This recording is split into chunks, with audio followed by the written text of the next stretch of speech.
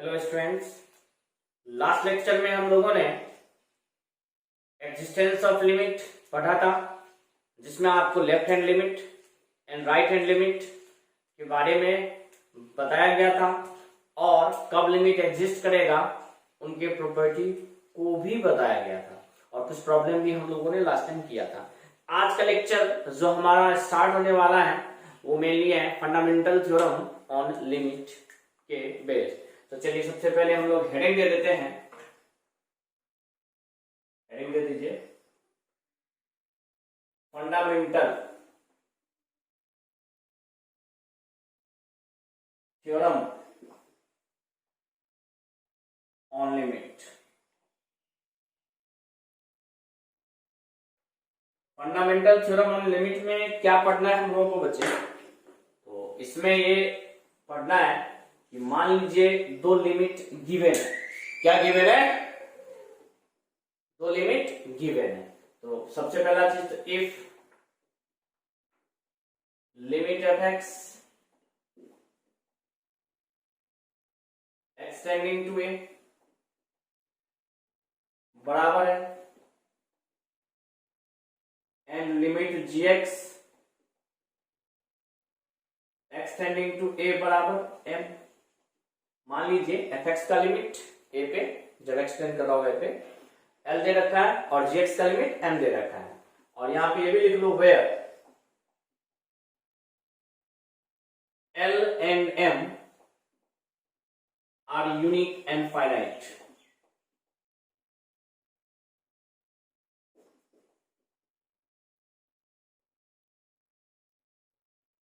और unique and finite quantity, यहाँ पे एल और एम जो है वो आपका यूनिक और फाइनाइट क्वांटिटी है। ठीक। और अगर इसमें आपसे सबसे पहला पॉइंट जो पूछे वो ये कि अगर मान लीजिए limit f of x plus g x है, एक्सटेंड कर रहा है किसको? तो ए को, तो इसका वैल्यू क्या होगा? ठीक। तो अगर मान लीजिए दोनों फंक्शन का सम है तो यहां पे आप इन दोनों को सेपरेट कर सकते हो। इसको लिख सकते हो लिमिट एफ एक्स जहां पे एक्सटेंड करेगा ए को और फिर प्लस लिमिट जी एक्स जहां एक्सटेंड करेगा ए को, यानी कि आप दोनों को सेपरेट कर सकते हो और फिर यही चीज आपका बन जाएगा एल प्लस एम, जहां पे एल और एम दो यूनिक और फाइनाइट क्वांटिटी। यहीं पे अगर मान लीजिए डिफरेंस है कि दो फंक्शन का डिफरेंस है तो यहां पे भी लिमिट आपका क्या हो जाएगा? सेपरेट हो जाएगा, यानी कि एफ एक्स के साथ लिमिट अलग हो जाएगा फिर माइनस जी एक्स के साथ लिमिट अलग हो जाएगा। बस ध्यान रखना कि अगर एक्सटेंडिंग टू ए इसमें दे रखा है तो इस दोनों ही केस में एक्सटेंड करेगा ए को और इसके लिए यहां हो जाएगा माइनस। अब इसी प्रकार से सेकेंड पॉइंट कि अगर मान लीजिए दोनों फंक्शन प्रोडक्ट में रहे, दोनों फंक्शन किस में रहे? प्रोडक्ट में रहे, अब क्या होगा? तो यहां पे भी सेपरेट हो जाएगा। ये हो जाएगा limit f x extending to a और यहां इनटू हो जाएगा limit g x extending to a, यानी कि ये आपका केस हो गया एल इंटू एम। कोई दिक्कत? नो। अब आते हैं हम लोग थर्ड केस पे कि अगर मान लीजिए लिमिट एफ एक्स अपॉन जी एक्स है,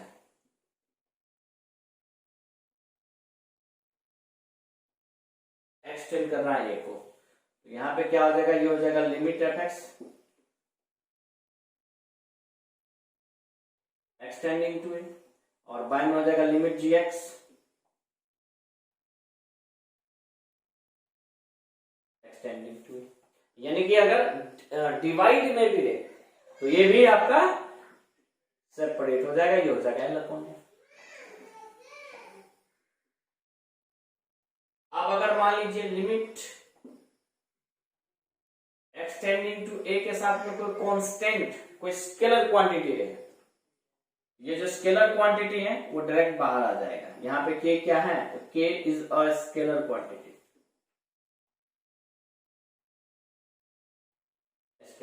ये क्या है तो स्केलर है, ठीक है।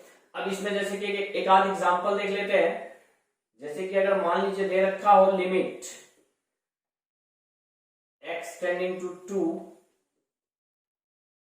y स्क्वायर प्लस 2, या मान लीजिए इसमें दे रखा हो लिमिट y टेंडिंग टू 4 और यहां 7 बराबर क्या होगा।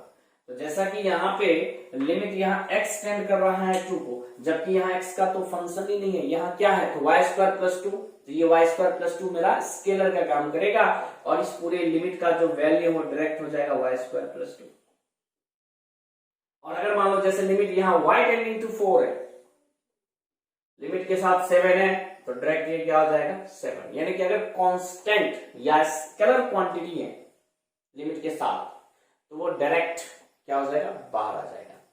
अब ये फोर्थ के बाद फिफ्थ प्रॉपर्टी कहता है कि अगर मान लीजिए limit x tending to a और k इंटू एफ एक्स है, यानी कि फंक्शन के साथ में यह स्केलर क्वांटिटी मल्टीप्लाइड है, तो यहाँ k बाहर हो जाएगा और आपका यहां हो जाएगा limit f x x tending to a, यानी कि ये हो जाएगा k इंटू एल। सही बच्चे। अब आगे बढ़ते हैं फिफ्थ के बाद सिक्स्थ पॉइंट पे। अगर मान लीजिए limit x tending to a, ठीक है, और यहां पे आपका f x to the power g x दे दिया।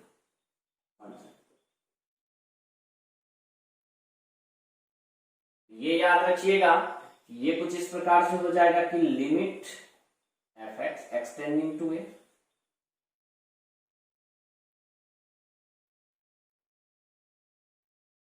और इसका भी पावर आ जाएगा लिमिट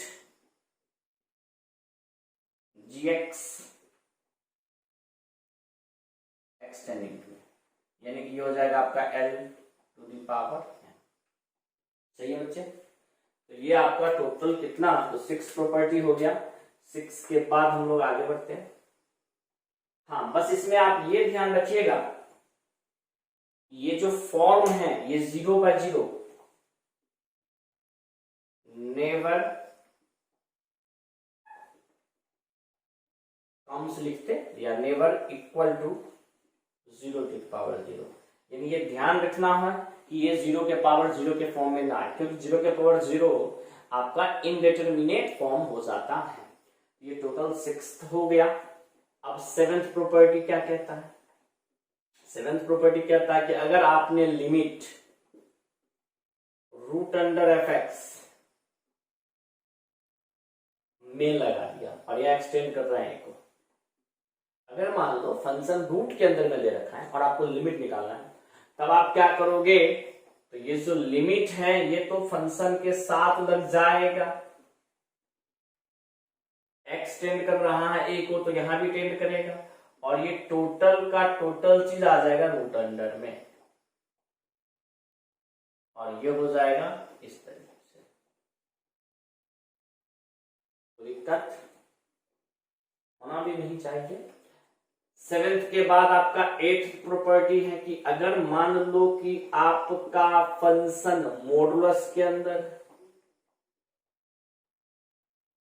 तो यहां क्या हो जाएगा, मोड के अंदर आ जाएगा limit f x extending to it,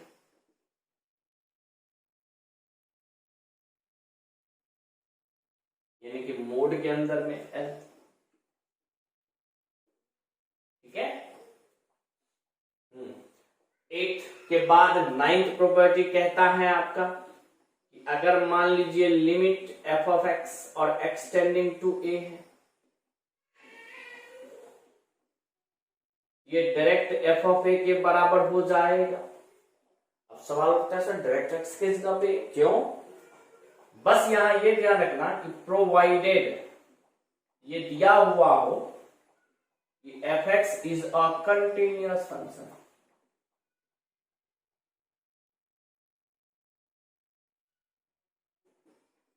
यहाँ पे ये आपका क्लियर होना चाहिए कि एफ एक्स आपका क्या हो, तो एक कंटिन्यूअस फंक्शन हो। जैसे कि एग्जाम्पल देखो, एग्जाम्पल में मान लीजिए दिया हुआ है आपको साइन एक्स, तो सब बच्चे तो जानते हैं कि साइन एक्स एक कंटिन्यूअस फंक्शन है। ये थोड़ा बहुत हम आपको फंक्शन भी बता दिए हैं कि अगर किसी फंक्शन के ग्राफ को बनाते टाइम हमारा पेन ना उठे तो उस टाइप के फंक्शन को बोलते हैं कंटिन्यूअस फंक्शन। तो अगर मान लीजिए यहाँ क्वेश्चन दे रखा है लिमिट एक्सटेंडिंग टू π/3 या π/6 लेके चलो, और यहाँ साइन एक्स, ये तो सब बच्चे जानते हैं, ये बॉक्स नहीं है, ऐसा ना हो कि आप बॉक्स इसको समझ लो, इसलिए हम स्मॉल ब्रैकेट में लिख देते हैं। अगर मान लीजिए हमें साइन एक्स का लिमिट निकालना है x टेंड्स टू π/6 पे, तो ये तो क्लियर है कि साइन एक कंटिन्यूअस फंक्शन है, तो डायरेक्ट हम लोग लिख देंगे साइन π/6, और साइन π/6 का वैल्यू कितना, तो 1/2, यानी कि इसका डायरेक्ट वैल्यू हो जाएगा 1/2। ठीक है बच्चे, अब यहीं पे सेकेंड क्वेश्चन आ जाते हैं हम लोग। लिमिट y टेंड्स टू 2 और यहाँ y² + 2। ये चीज आपको क्लियर होना चाहिए कि y² + 2 एक क्वाड्रेटिक इक्वेशन यानी कि पॉलिनोमियल बोल सकते हैं इसको 2 डिग्री का। तो पॉलिनोमियल, जितने भी पॉलिनोमियल फंक्शन होते हैं वो भी कंटिन्यूअस ही होता है। ठीक है, तो डायरेक्ट हम लोग क्या करेंगे, इस लिमिट को सोल्व करने के लिए y के प्लेस पे 2 रख देंगे, तो हो जाएगा 2 का स्क्वायर + 2 यानी कि 4 + 2 यानी कि 6। आपका आंसर क्या हो जाएगा, 6। क्लियर। एक और एग्जांपल इस पे देख लेते हैं हम लोग थर्ड। अगर मान लीजिए लिमिट एक्सटेंडिंग टू π/2 दे दे 10x, तो बहुत बच्चे के तो मन में होता है सर 10x भी क्या है, तो कंटिन्यूअस फंक्शन है, और वो फटाफट लिख देगा 10π/2, और 10π/2 यानी 1090 का वैल्यू इंफिनिटी, और जैसे वो 10π/2 लिखा वैसे वो गलत हो गया। फिर बोलो सर ये कैसे गलत हो गया, तो देखिए बच्चे 10π/2 यानी कि 10x जो है आपका वो एक कंटिन्यूअस फंक्शन नहीं है। फिर बोलो सर कंटिन्यूअस नहीं है, ये कैसे, तो चलिए ग्राफ देखते हैं, थोड़ा बहुत ग्राफ आपको आता है। हाँ यहाँ मेरा ग्राफ आ सकता है, हम लोग राइट साइड ही बनाते हैं। तो 10x का ग्राफ कुछ इस तरीके से,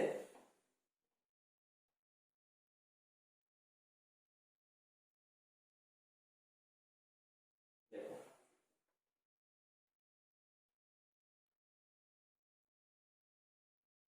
ये वैल्यू कुछ देख लो, ये 0 हो गया, ये π/2 हो गया, ये वापस π हो गया, ये 3π/2 हो गया। तो ये जो π/2 है, π/2 से पहले और π/2 के बाद, कहने का मतलब ये जो π/2 पे ये ग्राफ उठ चुका है, इसका मतलब π/2 पे ये कंटिन्यूअस फंक्शन नहीं है, और जैसे π/2 पे ये कंटिन्यूअस फंक्शन नहीं है वैसे आप यहाँ पे 10π/2 नहीं लिखोगे। क्लियर, ये चीज आप ध्यान से याद रखिएगा कि 10x π/2 पे कंटिन्यूअस फंक्शन नहीं है।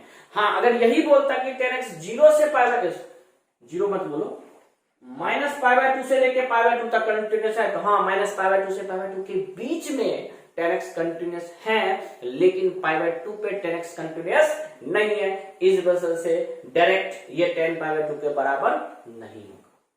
ठीक है, तो पहले आप इसको नोट कीजिए, फिर हम लोग आते हैं नेक्स्ट स्लाइड पे।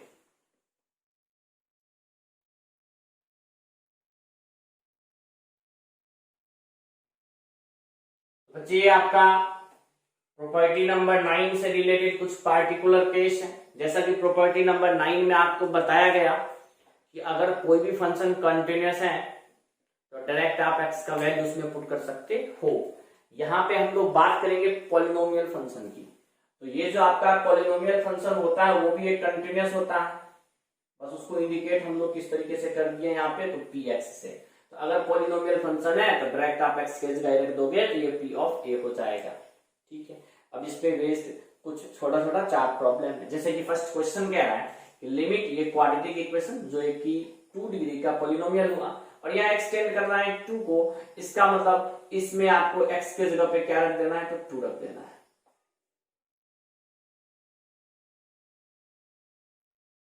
2 का स्क्वायर हो गया 4 -6 + 4, आपका आंसर कितना हो गया? तो 2। ये है हमारा फाइनल आंसर। जैसे यहाँ देखिए, यहाँ fx/gx यानी ऊपर में भी 1 डिग्री का पॉलिनोमियल, नीचे में 2 डिग्री का पॉलिनोमियल। तो सबसे पहला चीज तो यहाँ पे आप सेपरेट कर सकते हो, यहाँ लिख सकते हो लिमिट एक्सटेंडिंग टू 1, ये हो जाएगा 2x + 3, और यहाँ बाई में हो जाएगा लिमिट एक्सटेंडिंग टू 1, और यहाँ हो जाएगा 4 - 5x + 3x²। अब यहाँ आप क्या करोगे, तो x के जगह पे 1 कह रहा है ना, तो 1 रख दो, तो 2 × 1 + 3, और बाय में 4 - 5 × 1 + 3 × 1 का स्क्वायर। तो ऊपर में आपका वैल्यू हो गया 3 और 2 5, नीचे में हो गया 4 - 5 + 3, यानी कि आपका जो वैल्यू हो गया वो हो गया 5/2। ठीक है मेरा आंसर। अब जैसे यहाँ मोड के अंदर में फंक्शन है, तो सबसे पहला चीज तो ये लिमिट है, ये मोड के अंदर चला जाएगा, और ये हो गया आपका 2 - 7x + x³।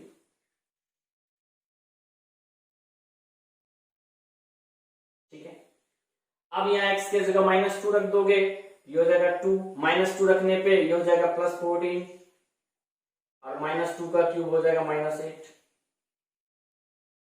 ये हमारा आंसर हो गया कितना? तो 8। बहुत ही इजी लिमिट में क्वेश्चन आते हैं। अब जैसे ये, तो यहां पे आपको क्या करना है, तो सबसे पहला चीज तो लिमिट एक्सटेंडिंग टू 1, और ये हो जाएगा आपका 2 + 3x। फिर इसके पावर में जो फंक्शन है उसके साथ भी लिमिट लग जाएगा, और वो हो जाएगा लिमिट एक्सटेंडिंग टू 1, और यहां हो गया आपको 5 + 4x। अब जैसे कि x की जगह पे आप 1 रख देते हो, ये हो जाएगा 3 + 2 कितना? तो 5, और यहां 1 रखने पे हो जाएगा 9, तो 5⁹ हमारा क्या हो गया? तो आंसर हो गया। ठीक है बच्चे, तो ये था हमारा प्रॉपर्टी नंबर 9 से रिलेटेड पार्टिकुलर केस का कुछ प्रॉब्लम। इसके बाद हम लोग आते हैं 10th नंबर पे। 9 नंबर तक हो चुका था, 10th नंबर पे। 10th नंबर कहता है कि अगर लिमिट f(g) हम फाइंड कर रहे हैं, या एक्सटेंड कर रहा है किसको? तो a को। तो ये आपका हो जाएगा कुछ इस प्रकार से कि f(limit of gx extending to a, यानी कि यहां हो जाएगा f(m). इसका वैल्यू तो m के बराबर दे रखा है ना आपको शुरुआत में ही, बस यहां पे ये पता होना चाहिए, ये गिवन होना चाहिए, यानी ये प्रोवाइडेड होना चाहिए, provided fx is continuous at x = m, यानी कि x = m पे ये फंक्शन आपका कंटिन्यूअस होना चाहिए। कौन सा फंक्शन? जो एक्सटर्नल, जो बाहरी फंक्शन, यानी f(g) है ना, तो f आपका कंटिन्यूअस होना चाहिए m पे। अब जैसे कि इस पे एक छोटा सा एग्जांपल देख लेते हैं कि अगर मान लीजिए दे रखा है क्वेश्चन में limit extending to 4 sin 2x + 3। सब बच्चे जानते हैं कि साइन क्या है, तो कंटिन्यूअस फंक्शन है। तो यहां पे आप क्या कर सकते हो, तो साइन ऑफ, और ये लिमिट इनसाइड चला जाएगा।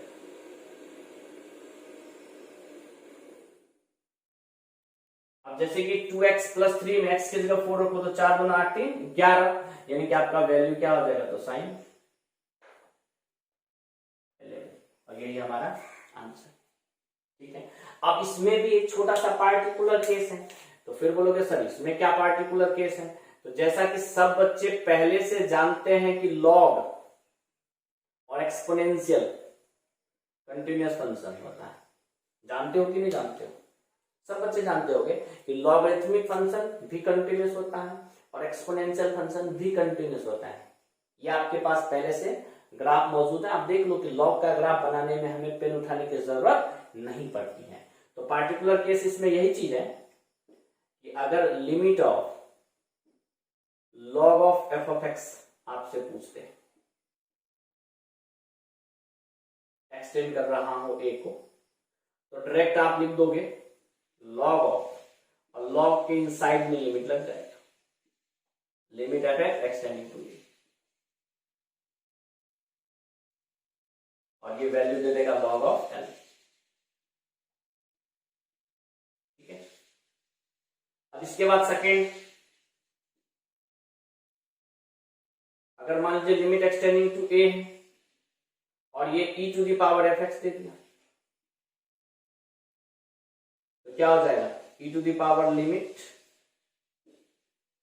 एक्सटेंडिंग टू ए और यहां एफ एक्स, यानी कि आपका क्या हो जाएगा e to the power l. ये चीज आपको क्या रखना है, तो ध्यान रखना है। ठीक है, और सबसे लास्ट में 11th नंबर प्रॉपर्टी आपको कहता है if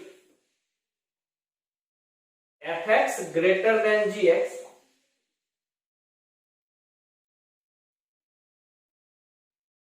for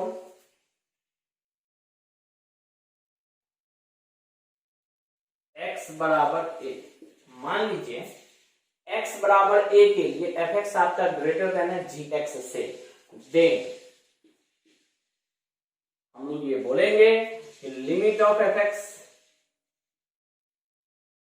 extending to a पे जो मान होगा वो ग्रेटर होगा किस चीज से, तो limit of g x extending to a पे मान आने के बाद जो वैल्यू आएगा उस चीज से। यानी कि यहां पे आप लिख सकते हो कि एल आपका ग्रेटर देन हो जाएगा किस चीज से, तो एन से, और ये हो गया हमारा फंडामेंटल थ्योरम ऑन लिमिट। ये 11 प्रॉपर्टी आपको ध्यान रखने हैं। इससे रिलेटेड यानी कि जब भी हम लोग क्वेश्चन सोल्व करेंगे तो क्वेश्चन में इन 11th प्रॉपर्टी का हमें जरूरत पड़ेगा। तो चलिए पहले आप इसे भी नोट कर लीजिए, इससे आगे हम लोग नेक्स्ट आते हैं लिमिट के मेन पार्ट पे।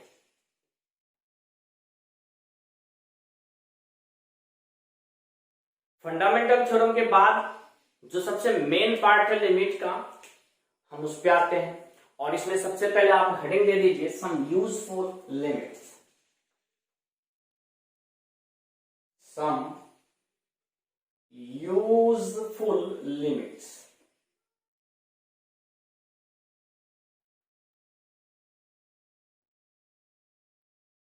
सम useful limits. Some useful limit में सबसे पहला पॉइंट जो आपने पढ़ना है वो ये, सबसे पहला पॉइंट बोलो कि थ्योरम बोलो, जो बोलना है बोल सकते हो कि अगर limit extending to 0 sine x by x है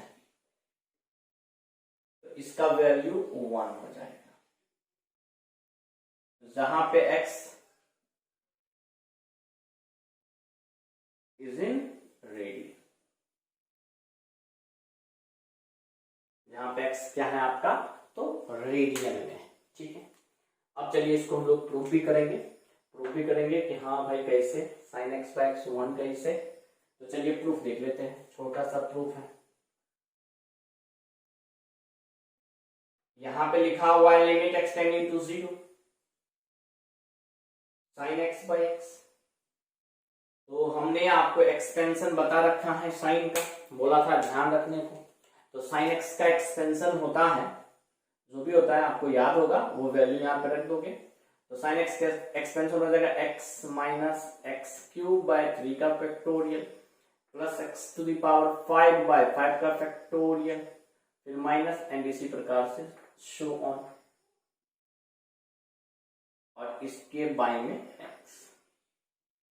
ठीक है, अब यहां प्रत्येक टर्म में आप एक्स से डिवाइड करना शुरू कर दो, तो लिमिट एक्सटेंडिंग टू 0, और ये हो जाएगा आपका 1 माइनस एक्स स्क्वायर बाय 2 का फैक्टोरियल प्लस x के पावर 4/4 का factorial minus and so on. यहाँ पे आपको लिखा हुआ है कि x किसको टेंड कर रहा है, तो 0 को। तो जैसे आप x के जगह 0 पुट करते हो तो यहाँ तो 1 है, तो चलिए 1 हो जाएगा। लेकिन इसके बाद यहाँ x² 2 का फैक्टोरियल है तो ये 0 हो जाएगा। यहाँ x के पावर 4/4 का फैक्टोरियल तो ये भी 0 हो जाएगा। यानी कि इसके आगे प्रत्येक टर्म में x तो रहेगा ही रहेगा, यानी कि इसके आगे प्रत्येक टर्म में आपका क्या, तो 0 ही आने वाला है। और 1 -0 हो या +0 कुछ भी हो तो फर्क नहीं पड़ता, डायरेक्ट वैल्यू क्या हो जाएगा, तो 1 हो जाएगा। तो ये एक इंपॉर्टेंट यूजफुल लिमिट है कि अगर sin x/x है तो आपको डायरेक्ट इसका वैल्यू क्या लिखना है, 1। बस ये ध्यान रखना कि x के जगह, यानी कि यहाँ पे एक्सटेंड करना है 0 को, तो जैसे हम x के जगह 0 रखते हैं तो ये sin 0 यानी कि 0 बनेगा। sin 0 का मान कितना होता है, तो 0। तो ये 0/0 के फॉर्म में आना चाहिए, यानी कि sin x/x आप 1 के बराबर तभी लिखोगे जब ये 0/0 के फॉर्म में आएगा। अब जैसे इस पे हम लोग छोटा छोटा 2-3 क्वेश्चन कर लेते हैं। जैसे फर्स्ट क्वेश्चन कह रहा है limit extending to 2 sin x-2 upon x-2। इसी में सेकेंड क्वेश्चन कह रहा है limit extending to 3 sin 2x upon x। इसी में तीसरा क्वेश्चन कह रहा है लिमिट एक्सटेंडिंग टू 2, या फिर यहां पे y कर लो, y tending to 2 sin 3y upon y। अब जैसा कि आपके पास ये 3 प्रॉब्लम है, तो सबसे पहला प्रॉब्लम आपने क्या देखा कि सर यहाँ पे sin x-2 अपॉन x-2 है। तो सबसे पहला चीज sin x के बाई में भी क्या होना चाहिए था, x। तो हाँ, यहाँ पे x-2 अगर sin का इनपुट है तो बाई में भी आपका x-2 ही दिया हुआ है। तो चलो एक चीज तो क्लियर हो गया। अब यहाँ एक्सटेंडिंग टू 2 दिया है तो आप x के जगह 2 रखो, 2 रखने पे 2 - 2 0, यानी कि ये जो आपका फॉर्म है ये बन गया sin 0। और बाय में भी 2 रखो तो 2 - 2 कितना, 0। तो sin 0/0 यानी कि क्या ये 0/0 के फॉर्म में आ गया, हाँ आ गया। जैसे ही ये 0/0 के फॉर्म में आया वैसे ही इसका वैल्यू क्या हो जाएगा, तो डायरेक्ट 1। अब ज्यादा दिमाग नहीं लगाना, डायरेक्ट क्या लिखोगे, 1। अब यहां देखो, यहाँ sin 2x/x है, इसका मतलब सबसे पहला चीज जो यहाँ जरूरी, अच्छा बच्चे यहाँ पे आप एक्सटेंडिंग टू क्या लगा दो ना, तो 0 लगा दो। तो सबसे पहला चीज यहाँ पे आपका sin 2x है ना, इसके बाई में भी हमको 2x चाहिए। फिर बोले सर यहाँ तो x ही था, आप 2x क्यों लिख दिए, तो चलिए इसको बैलेंस करने के लिए हम 2 से मल्टीप्लाई भी कर देते हैं। ठीक है, अब ध्यान से देखो कि अगर x के जगह पे हम 0 रखते हैं तो या फिर यहाँ पे आप 2 चीज कर सकते हो ना, यहाँ पे आप सेपरेट कर सकते हो। एक बार आ जाएगा sin x tending to 0 sin 2x upon 2, एक पार्ट ये हो गया, बीच में बराबर है। और एक पार्ट यहां आप ये लिख सकते हो लिमिट डायरेक्ट 2 और एक्सटेंडिंग टू 0। अब आप बता दो कि क्या यहाँ x के जगह 0 रखने पे 0/0 बन रहा है, तो हाँ बन रहा है। फिर बोलोगे सर यहाँ तो 2x नहीं है, तो उससे हमें कोई फर्क नहीं पड़ता, बस यहाँ sin 0/0 बनना चाहिए। तो यहाँ जैसे x के जगह 0 रखेंगे तो ये 0/0 बन रहा है, इसका मतलब इसका डायरेक्ट वैल्यू कितना, तो 1। और यहाँ लिमिट के साथ कांस्टेंट है तो डायरेक्ट कांस्टेंट बाहर, यानी कि 2 × 1 2, यानी कि हमारा जो फाइनल आंसर हो गया वो क्या हो गया, तो 2 हो गया। ठीक है, अब जैसे इस क्वेश्चन में y टेंडिंग टू 2 है तो y की जगह 2 रखने पे ये क्या बन जाएगा, sin 6 अपॉन 2। तो ज्यादा यहाँ दिमाग नहीं लगाना है कि सर यहाँ 3y है तो 3 से गुना कीजिए, 3 से भागा कीजिए, फिर इसका वैल्यू 1 1 गुणिया 3 यानी 3 आंसर। बहुत बच्चा ऐसा ही करता है, जो कि आपको नहीं करना है। सबसे पहला चीज, अगर यहाँ y टेंडिंग टू 2 है तो y के जगह 2 मान रख के देखो, y के जगह 2 मान रख के देखो कि क्या ये 0/0 के फॉर्म में आ रहा है, तो नहीं। और जैसे ही ये 0/0 के फॉर्म में नहीं आया वैसे ही आपको दिमाग नहीं लगाना है, मतलब डायरेक्ट हम 2 रखने पे sin 6/2 sin 6/2 आया ना, तो यही हमारा क्या हो गया, तो फाइनल आंसर। ठीक है, तो सबसे पहला चीज sin x/x 1 होगा। अब यहीं पे x अपॉन साइन एक्स ले तो भी 1 के बराबर हो जाएगा। चलो ये भी नोट में लिख लो। अगर मान लो limit extending to 0 x upon sine x ले तो भी इसका डायरेक्ट वैल्यू क्या हो जाएगा, तो 1 हो जाएगा। ये भी आपको क्या रखना है, तो याद रखना है। ठीक है, अब आते हैं हम लोग सेकेंड पॉइंट पे।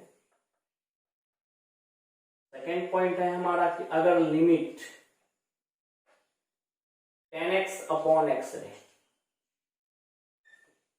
x टेंड्स टू 0, तो ये भी 0/0 के फॉर्म में आ रहा है, तो इसका भी डायरेक्ट वैल्यू क्या होगा, तो 1।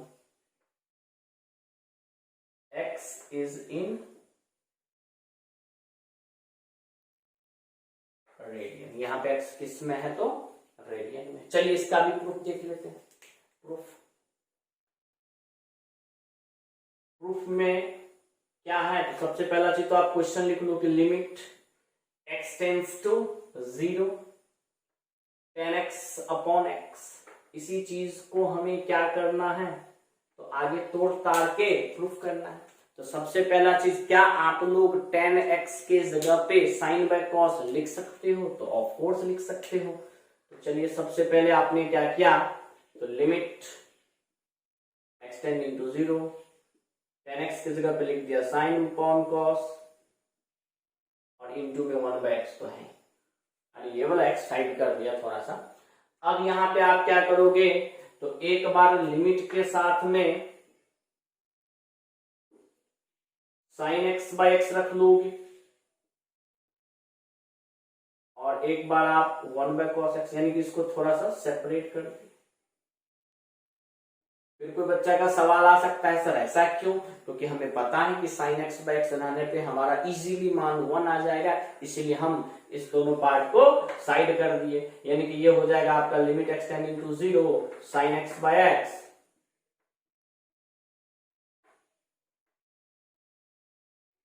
और यहां हो जाएगा आपका limit extending to 0 1/cos x। अब जैसा कि वैल्यू, इसका वैल्यू आपको पता है 1 होगा, और यहाँ पे x के जगह 0 रखोगे तो 1/cos 0, cos 0 का मान भी 1 ही आता है, यानी कि फाइनल आंसर आपका क्या आ गया, तो 1 ही आ गया। तो यही छोटा सा प्रूफ है। ठीक है बच्चे, अब इसी पे थोड़ा बहुत हम क्वेश्चन कर लेते हैं। जैसे कि मान लो इसमें प्रॉब्लम दे दिया है लिमिट, एक तो चलो एक्सटेंडिंग टू 0 10 है ना, तो 10 के फॉर्म में 10 4x अपॉन 3, मान लो ये एक क्वेश्चन दे दिया। और दूसरा क्वेश्चन भी मान लो, सेकंड क्वेश्चन दे दिया limit x tending to 0 sin ax upon 10 bx, बोल दिया कि सोल्व करो। तो सबसे फर्स्ट क्वेश्चन में आपका क्या है बच्चे, तो 10 4x है, तो यहां पे अगर 10 4x है तो लिमिट के बाई में भी हमें 4x ही रखना पड़ेगा। तो फिर बोलोगे सर ये 4x तो एक्स्ट्रा हो गया, 4x कहने का मतलब 4x एक्स्ट्रा हो गया, तो 4x से डिवाइड किया तो 4x से मल्टीप्लाई भी कर दो, और साथ में यहाँ पे क्या चीज है, तो 3x भी है। हमने क्या किया, 10 जैसे देखो ना 10x के बाई में x चाहिए ना, 10 अगर y रहेगा तो बाई में क्या चाहिए y, 10 अगर z रहेगा तो बाई में क्या चाहिए z, तो यहाँ पे 10 4x है तो बाई में क्या चाहिए 4x, तो 4x से मल्टीप्लाई एंड डिवाइड करके बाई में 3x जो था वो थोड़ा सा साइड में लिख दिया, यहाँ से सेपरेट कर दो। अब क्या हो जाएगा, ये x x कैंसिल ही हो गया, एक बार लिमिट के साथ में आ जाएगा 10 4x upon 4x upon 4x, तो एक ये वैल्यू हो गया। और यहाँ डायरेक्ट कांस्टेंट है तो कांस्टेंट हम बोल दिए हैं कि अगर फंक्शन के साथ कांस्टेंट है तो वैसे भी कांस्टेंट बाहर ही रहता है, तो ये हो जाएगा आपका 4/3 और इसका वैल्यू हो गया 1, इसका वैल्यू क्या हो गया, तो 1। ये मत बोलना सर 4 हो जाएगा, sir tan x by x अगर 1 होता है तो tan 2x बाय 2x 2 हो जाएगा, tan 3x बाय 3x 3 हो जाएगा। तो ये गलती मत करना, अपने मन से दिमाग लगाना कि अच्छा सर 1 था तो 1, 2 है तो 2 और 4x है तो 4 होगा, तो ऐसा नहीं होगा। इसका भी वैल्यू 1 के बराबर होगा, तो 4/3 को 1 से मल्टीप्लाई करोगे तो आपका आंसर 4/3 ही आएगा। क्लियर? Yes sir, clear. अब इस पे आते हैं, लिमिट एक्सटेंडिंग टू 0। तो सबसे पहला चीज तो इसको सेपरेट करो। यहां sin ax और बाई में जो लिमिट एक्सटेंडिंग टू 0 है यहां tan bx। अब यहाँ ax sin ax को डिवाइड करेंगे किससे, तो ax से मल्टीप्लाई ax से डिवाइड, tan bx से मल्टीप्लाई tan bx से डिवाइड, यानी कि जिस चीज से मल्टीप्लाई करते हैं उसी से डिवाइड हमें करना पड़ता है, ये तो सबको पता ही है। और अगर sin ax है तो बाई में हमको ax ही चाहिए। तो चलिए यहां से आप क्या करो, तो सेपरेट कर दो। एक बार हो जाएगा limit extending to 0 sin ax upon ax, यहाँ x x कट गया तो बच गया सिर्फ क्या चीज, तो a कांस्टेंट है तो वैसे भी बाहर रहेगा। और यहां हो गया limit extending to 0 tan bx upon bx,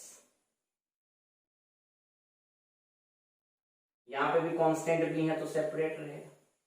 इसका वैल्यू 1 हो गया, इसका वैल्यू 1 हो गया, तो आपका जो आंसर हो गया वो हो गया 1 इंटू ए अपॉन 1 इंटू बी, यानी कि आपका फाइनल आंसर हो गया a बाय बी। कोई दिक्कत? नो। तो चलिए ये दो यूजफुल लिमिट है, ये नोट कर लीजिए। हाँ, इसमें आप ये भी ध्यान रखिएगा, इससे रिलेटेड ये भी ध्यान रखिएगा कि अगर limit of x upon tan x बोल दे, जैसे tan x अपॉन x 1 होता है, उसी प्रकार x अपॉन tan x भी किसके बराबर हो जाएगा, तो 1 के बराबर हो जाएगा। तो ये भी आप ध्यान रखिए। तो बच्चे आप इसको भी नोट कीजिए, इससे आगे हम लोग पढ़ते हैं। सेकेंड यूजफुल लिमिट के बाद जो आपका थर्ड है, थर्ड में आ जाता है आपका, अगर लिमिट, पहले तो थर्ड नंबर लिख लीजिए, थर्ड नंबर लिमिट एक्सटेंड कर रहा है 0 को, और अगर sign inverse x upon x है तो भी इसका वैल्यू किसके बराबर, तो 1 के बराबर। साइन इनवर्स x अपॉन अगर x है तो किसके बराबर, 1 के बराबर। चलिए देख लेते हैं कैसे। तो सबसे पहला चीज प्रूफ में हमारा यहाँ पे वैल्यू फाइंड करना है, limit extending to 0 sine inverse x upon x। Sine inverse x को मान लो थीटा,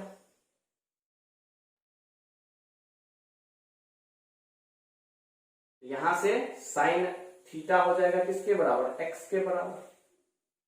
ठीक है, और ध्यान देना है ये कि अगर एक्सटेंड कर रहा है 0 को तो साइन इनवर्स 0 क्या हो जाएगा, तो 0 ही होगा ना।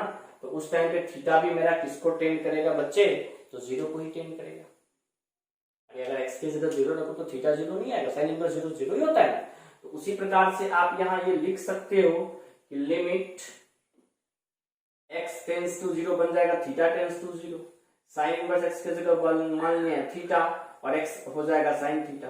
तो थीटा बाय साइन थीटा और थीटा टेंस टू 0 रहे तो भी इसका वैल्यू कितना होता है, तो 1 होता है। ये भी हमने प्रीवियस स्लाइड में ही बता दिया।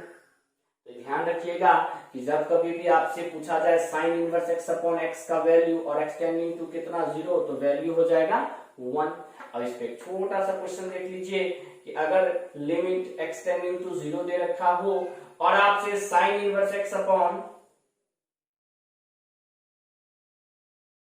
Sign inverse x by x plus 2 upon x दे रखा है, तो इसका वैल्यू क्या होगा। ठीक है, तो चलिए सबसे पहला चीज यहां देखते क्या है। तो लिमिट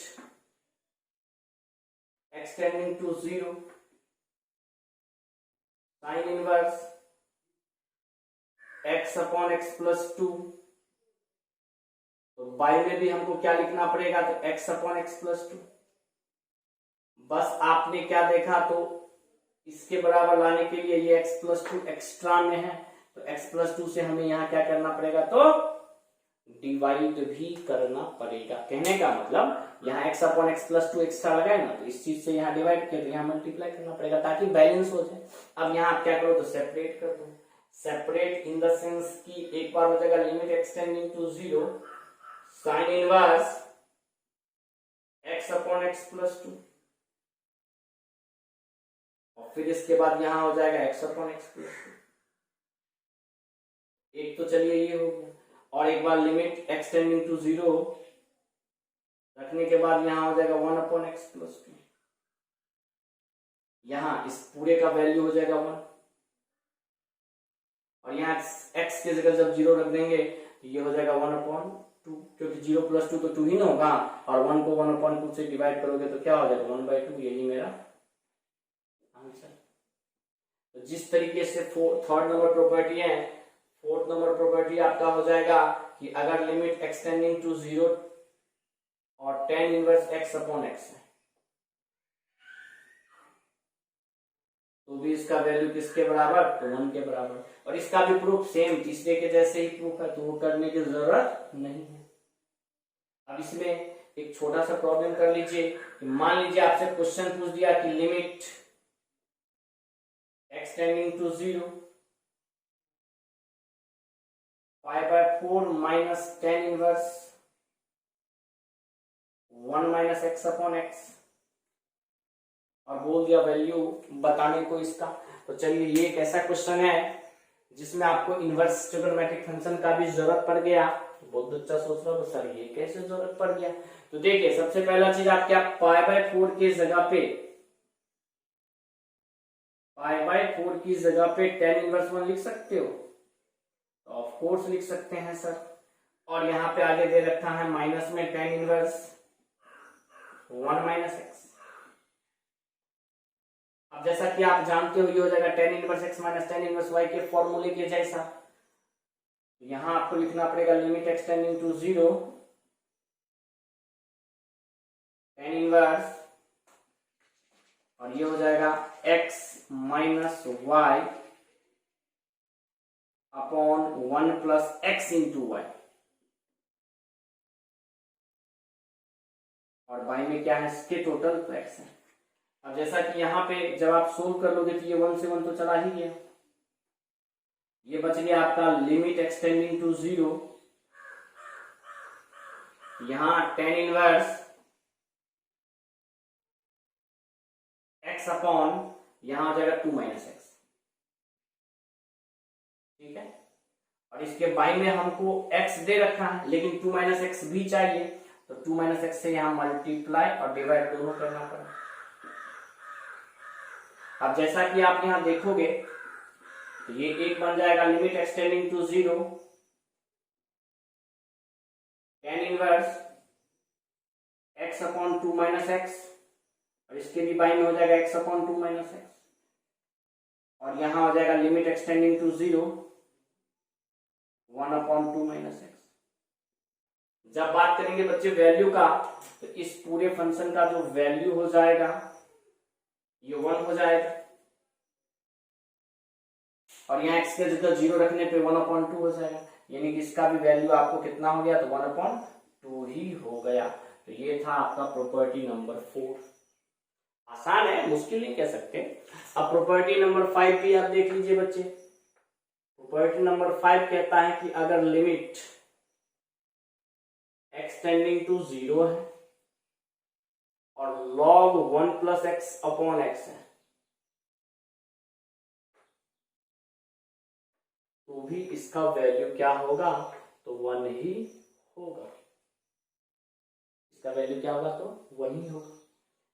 यानी कि x के जगह 0 पुट करोगे तो log 1 का मान कितना, तो 0/0 बन रहा है ना। नहीं समझे, समझो।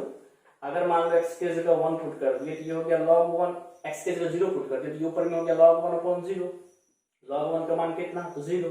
तो क्या ये 0/0 फॉर्म में है ना, तो जब कभी भी 0/0 के फॉर्म में रहेगा तो इसका डायरेक्ट वैल्यू हम लोग किसके बराबर लिख देंगे बच्चे, तो 1 के बराबर। ठीक है। अब जैसे कि इसका अगर हम प्रूफ की बात करें तो प्रूफ भी बहुत आसान है। log 1 प्लस एक्स के एक्सटेंशन आपको हम बता चुके हैं। एक्सटेंशन लिखिए, आपका फॉर्म प्रूफ हो जाएगा। जिस तरीके से साइन एक्स बाय एक्स को हमने सोल्व किया था, इससे रिलेटेड कुछ प्रॉब्लम है, तो 2-3 प्रॉब्लम हम लोग सबसे पहले देख लेते हैं।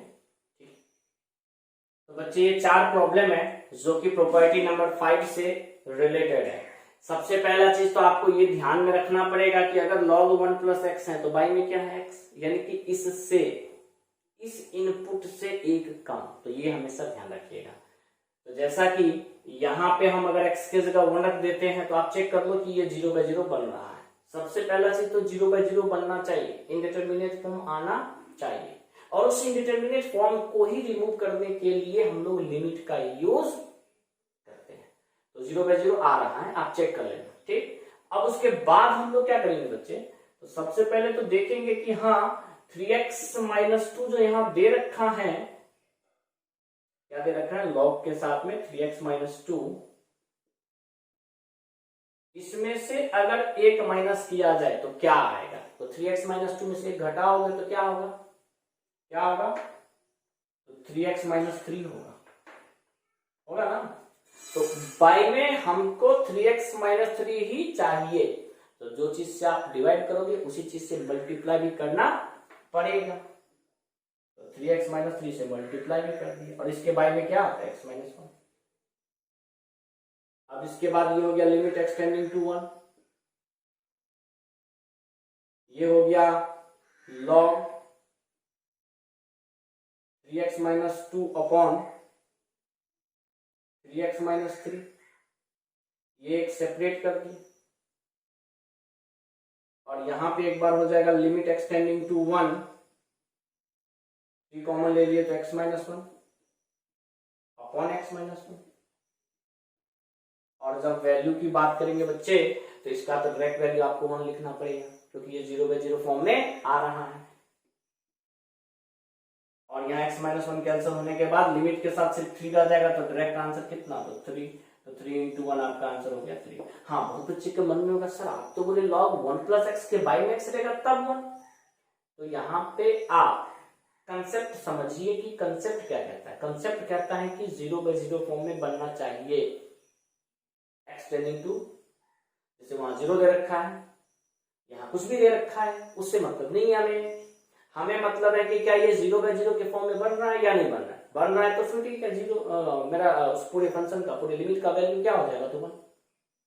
ठीक है, बस ये ध्यान रखना है इस क्वेश्चन में।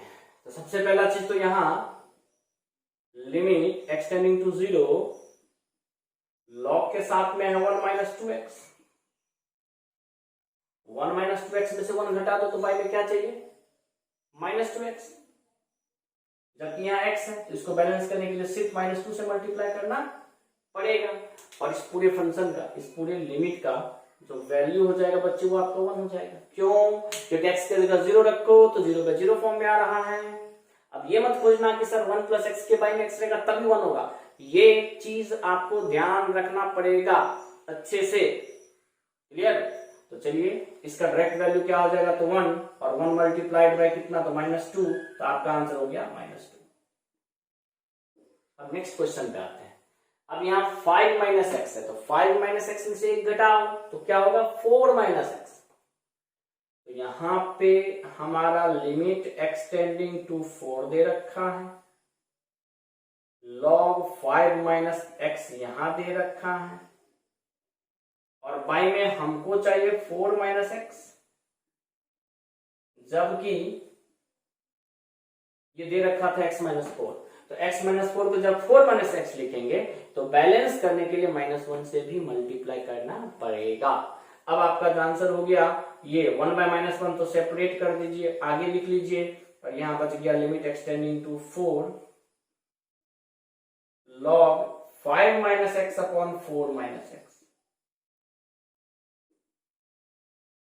इसका वैल्यू हो जाएगा 1, तो -1 इंटू 1 तो हो जाएगा कितना, तो -1 हमारा आंसर।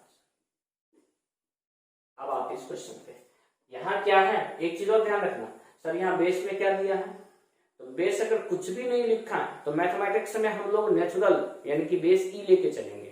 लेकिन यहाँ बेस 10 दे रखा है यानी लोचा है, यानी कि इस बेस 10 को हमें बेस ई बनाना पड़ेगा। तो सबसे पहले हम लोग क्या करेंगे, यहाँ पे लिमिट एक्सटेंडिंग टू 0 तो दे ही रखा है, तो यहाँ बेस चेंज फॉर्मूला से हो जाएगा, एक हो जाएगा log 1 + 3x अपॉन बाई में हो जाएगा log बेस में सॉरी log 10, यानी कि log a to the base b को हम लोग log a by log b लिखते हैं तो वही लिख दिए, और इसके बाई में पहले से क्या है 1x, बेस चेंज फॉर्मूला यहाँ लगाए log a to the base b यहाँ लिख देते हैं, यहाँ साइड में हो जाएगा। अगर log a to the base b है ये हो जाएगा log a by log b, ठीक है, ध्यान रखिएगा। अब यहां देख लीजिए बेस में क्या मान के चलेंगे, तो कुछ नहीं तो ई, ध्यान रखना। अब ये हो गया आपका कुछ इस तरीके से कि लिमिट एक्सटेंडिंग टू 0 हम लिख लेते हैं, फिर आपको दिखेगा, चिंता ना करो, log 1 + 3x ऐसा है ना, यहां से मिटाओ, आगे दिक्कत हो रहा है। चलो यहां लिखते हैं लिमिट एक्सटेंडिंग टू 0,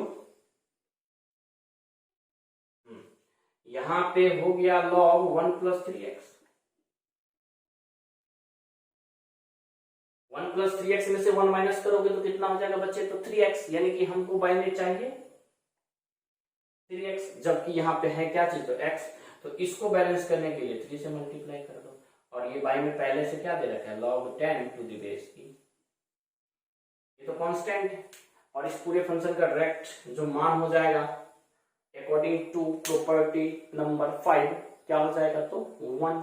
फिर बोलोगे सर यहाँ 1 + x बाई में x था, बच्चे बार बार कह रहा हूं, तो log 1 यानी कि 0/0 बनना चाहिए, x की जगह 0 रखोगे तो ये ऊपर log 1 बन जाएगा जिसका मान 0, और बाई में 3x में x की जगह 0 रखोगे तो बाई में भी क्या बनेगा 0, जैसे ही 0/0 फॉर्म हुआ वैल्यू 1, ये हो गया आपका 1 इंटू, ये कांस्टेंट है तो कांस्टेंट ही मेरा आंसर हो जाएगा, ये 3 तो रहेगा ही, और ये log 10 टू द बेस ऊपर जब चला जाएगा तो ये हो जाएगा log e to the base 10, उलट के यही बनता है, लॉगरिथमिक फंक्शन आप पढ़ोगे तो क्लियर हो जाएगा। तो आपका जो फाइनल आंसर हो गया वो ये हो गया, यानी कि 3 into log e to the base 10, ठीक है। तो प्रॉपर्टी यानी कि 5 यूजफुल फॉर्मूला बोलो, प्रॉपर्टी बोलो, और 5 इंपॉर्टेंट पॉइंट बोलो, तो 5 पॉइंट हमने अभी तक आपको करवा दिया है, इससे आगे हम लोग पढ़ेंगे नेक्स्ट लेक्चर में। आज के लिए इतना ही काफी है, और अगर आपको लेक्चर अच्छा लगे, आपको पता ही क्या करना है, फ्रेंड सर्कल में जितने भी फ्रेंड हैं उनको बताना है, ये 11th का भी टॉपिक है तो 11th वाले बच्चे भी पढ़ सकते हैं लिमिट को, ठीक है। उसके बाद 12th के लिए सबसे ज्यादा इंपॉर्टेंट है, लाइक करना है, कमेंट करना है, और जितने भी आपके सोशल मीडिया हैं उस पर आप शेयर भी कर सकते हो। व्यू 100-150 भी आता है, लेकिन लाइक 20 से 25 नहीं जाता। तो जो भी बच्चे वीडियो देखोगे, हम कैसे समझेंगे कौन सा स्टूडेंट देख रहा है, नहीं, तो हम समझे कि तुम देख रहे हो, इसके लिए एक और उपाय है, एक नीचे कमेंट में अपना नाम जरूर लिखो, ठीक है।